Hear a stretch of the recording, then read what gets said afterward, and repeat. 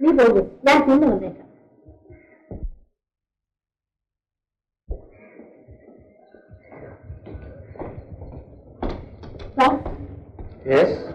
എന്താ കാണിച്ചേ? ഒരു കാര്യം പറയാനാണ്. എന്ത് കാര്യം? ക്ലാസ്സിൽ എല്ലാവരും എന്നെ കളിയാക്കുന്നു സാർ. എന്തിനാ? ക്ലാസ്സിൽ വെച്ച് എന്താണ് ഇത് സ്വപ്നം കാണുന്നതെന്ന് സാർ ചോദിച്ചില്ലേ? ചോദിച്ചു. ക്ലാസ് കുറെ കൂടെ ശ്രദ്ധിച്ചിരിക്കണം. തന്നെയുമല്ല, പെൺകുട്ടികൾക്ക് കുറെ കൂടെ അടക്കവും ഒതുക്കും വേണം. പറയാമെന്ന കാര്യം? ഞാനിതെങ്ങനെയാണ് സാറിനോട് പറയുന്നത്? ഓഹോ, പ്രേമമല്ല എന്റെ സബ്ജക്ട്, കെമിസ്ട്രിയാണ്. അണ്ടർസ്റ്റാൻഡ്?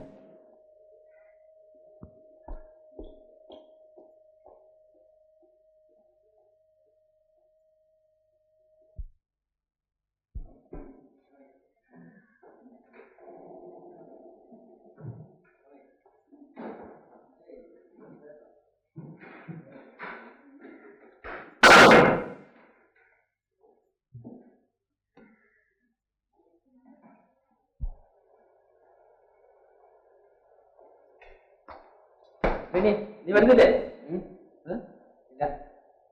വീടിന്റെ താക്കോല് ഇന്ന് തന്നെ വാങ്ങാമെന്ന് ഞാൻ പറഞ്ഞിട്ടുണ്ട്.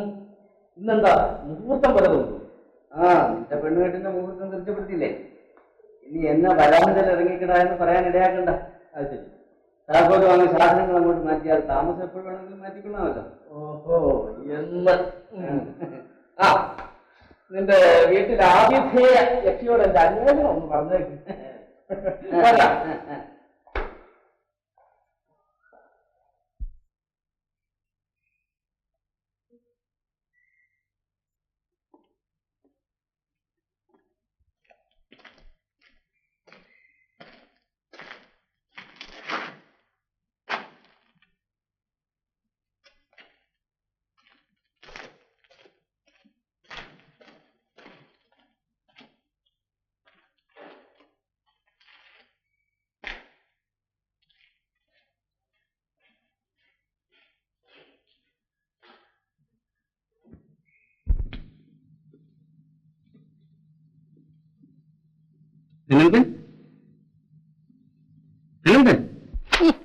കുടുംബാസൂത്രണം, മാങ്ങാത്തൊലി.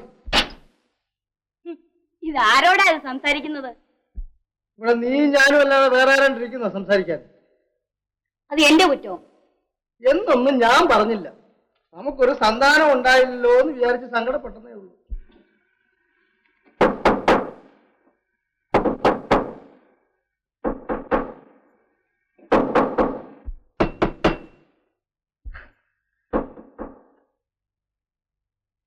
ഇന്ന് എത്ര തീയതി? 17. അപ്പൊ 30 days September, April, June and November, 23 ദിവസമായി. എന്തോന്നാ കണക്ക് കൂട്ടുന്നത്? അല്ലല്ല, കഴിഞ്ഞ മാസം നീ ആരാവോ?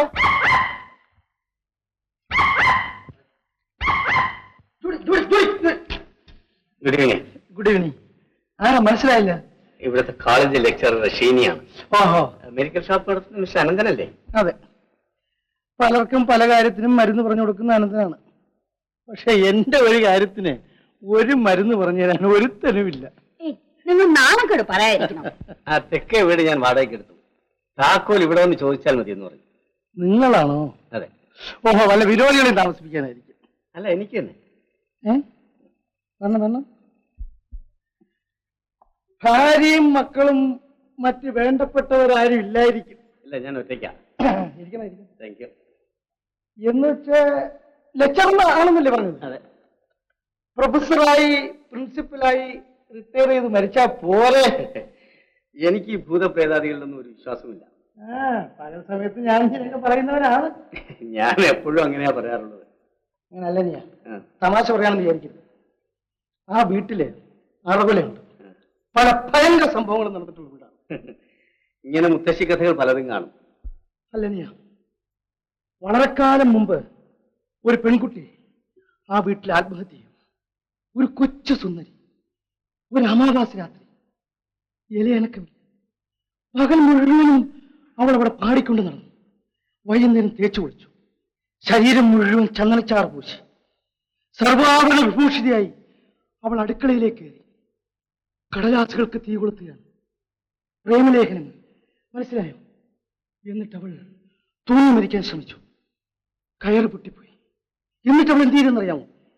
ശരീരത്തിലാകെ മണ്ണെണ്ണ കോരി ഒഴിച്ചു, തീ കൊളുത്തി, അങ്ങനെ വെന്ത് മരിക്കുകയാണ്. മരിക്കുമ്പോൾ അവൾക്ക് ജീവിക്കണമെന്ന് കൊതി തോന്നി. എന്നിട്ട് അവൾ അവിടെ എല്ലാം ഇഴഞ്ഞു നടന്നു. അപ്പോഴും ബന്ധു നേറിക്കൊണ്ടിരിക്കുകയാണ്. ഇത് നടന്ന കഥയാണ്. ഞാൻ ഇന്നും അമാവാസി രാത്രി അവൾ അവിടെ വരാറുണ്ട്. അവൾ വരുമ്പോൾ ഒച്ച കേൾക്കാം, ടപ്പ് ടപ്പ്, ചെലങ്കുകൾ കുലുങ്ങും, ജിലിം ജിലിം. അവൾ നടന്നു വരുമ്പോൾ ചന്ദനച്ചാറിന്റെ പരിമളം വീശും. പല രൂപത്തിലും വരും. പൂച്ചയായും വരും, എലിയായിട്ട് വരും, പാമ്പായിട്ട് വരും. ഇത്രയും പറഞ്ഞിട്ട് നിങ്ങൾ ഞെട്ടാത്തെന്ത്? കഥ കൊള്ളാം, എനിക്ക് ഭയം തോന്നില്ല. ആ താക്കോൽ കല്യാണി, ആ തെക്കേപ്പുരയുടെ താക്കോൽ നിർത്തുണ്ടോ? അവൻ അങ്ങനത്തെ സൂക്കേടാ.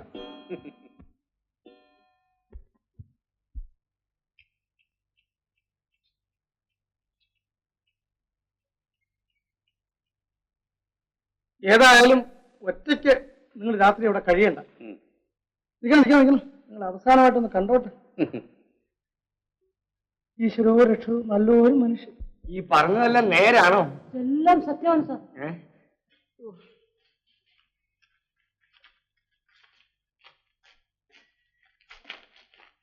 തുറന്നൂടെ?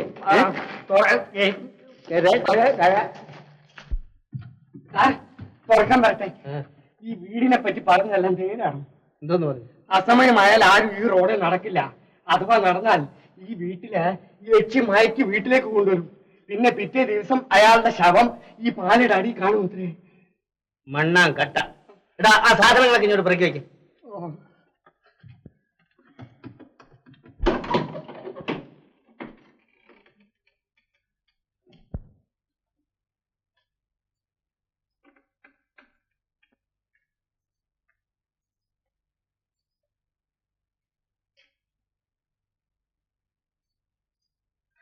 Not bad.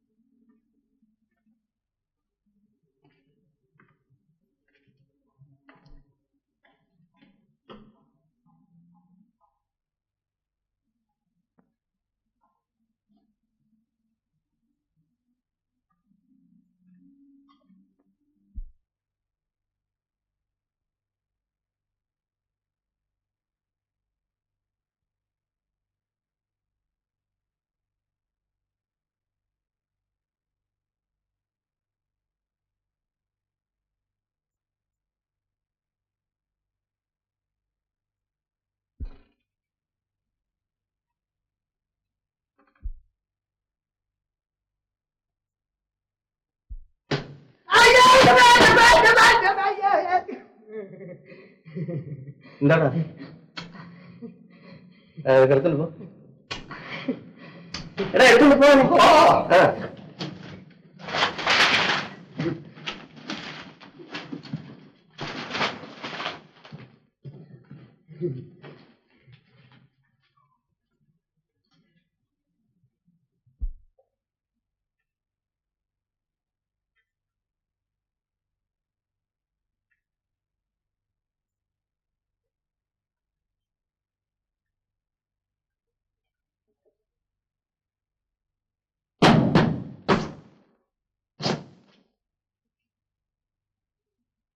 ഒരു പൊടി പോലും ഇല്ലല്ലോ. എല്ലാം തൂത്ത് തുടച്ച് വൃത്തിയാക്കിയിട്ട മാതിരി. ആൾ പാർപ്പില്ലാത്ത വീടാണെന്ന് തോന്നുകയില്ല. പക്ഷെ ഞാൻ വരുമെന്ന് വിചാരിച്ച് ജയിച്ചതായിരിക്കും. ഒരു 6 മാസമായി കാണും ഈ വീട് തുറന്നിട്ട്. അതെയോ? ഇങ്ങനെ ചില പ്രത്യേകതകൾ ഈ വീടിനുണ്ട്, ഞാൻ പറഞ്ഞില്ലേ.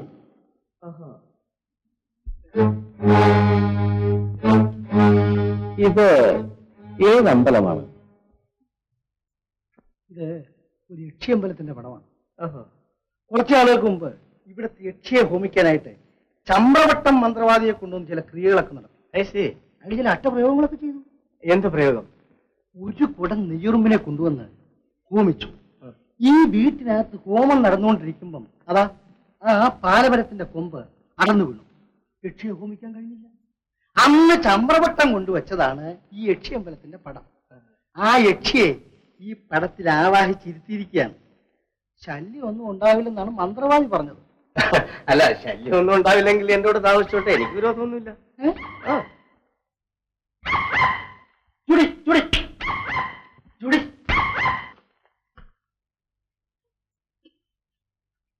ഈ മുറിയിൽ കിടന്നാണ് ആ പെണ്ണ് ബന്ധു മരിച്ചത്. നമുക്ക് മുന്നേഷ് ചെന്നിരിക്കാം. അനന്തം പൊയ്ക്കൊള്ളൂ, ഞാൻ സാധനങ്ങൾ മുറികളിലാക്കിയിട്ട് വന്നോളാം.